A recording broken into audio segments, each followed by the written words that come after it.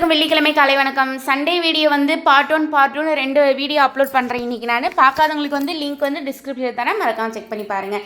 வெற்றிகரமாக part 1 part 2 2 video edit பண்ணி முடிச்சிருக்கேன், அப்லோட் பண்ணுறேன். இன்றைக்கி சமையலுக்கு தேவையான புதினா எல்லாமே தொட்டியிலேருந்து அழகாக பறித்து எடுத்துட்டேன். புதினா அதிகமாக இருக்குதா, சரி வெயிலுக்கு ரொம்ப காஞ்சிரும் அடிக்கிற வெயிலுக்குன்னு சொல்லிட்டு அழகாக புதினாவை வந்து நம்ம தொட்டியிலேருந்து அழகாக பறித்து எடுத்து சமையல் பண்ணிட்டேன். இன்றைக்கி சமையல் நான் ஒன்று செஞ்சேன், அது ஒரு டிஷ்ஷாக மாறிச்சு. ஹஸ்பண்ட் வச்சாங்க பேருங்க, அந்த டிஷ்ஷுக்கு பேர் செமையாக இருந்தது. சாப்பாடு தாளிச்சு விட்டேன். சரி அது ரெடி ஆகிறதுக்கு லேட்டாகவும் டிஃபன் சாப்பிட்லான்னு சொல்லி டிஃபன் சாப்பிட உட்காந்துட்டேன். காலைல டிஃபன் இட்லி, நேற்று வச்ச சுண்டக்காய் காரக்குழம்பு.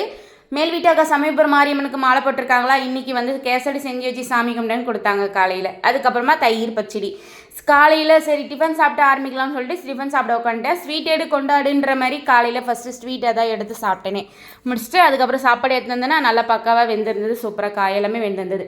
இந்த டிஷ் என்னென்னா பிரிஞ்சி சாதம் தான். ஆனால் ஹஸ்பண்ட் வச்ச பேர் வந்து பிரிஞ்சி ரச சாதம்னு சொல்லி வச்சாங்க. ஏன்னா தண்ணி ரொம்ப அதிகமாகிடுச்சு. இதான் கொஞ்சம் இப்போ தான் நான் கொஞ்சமாக தம் கட்டுறதுக்கு கொஞ்சம் பழகிட்டு இருக்கேன், அதனால் தண்ணி அதிகமாகிடுச்சா.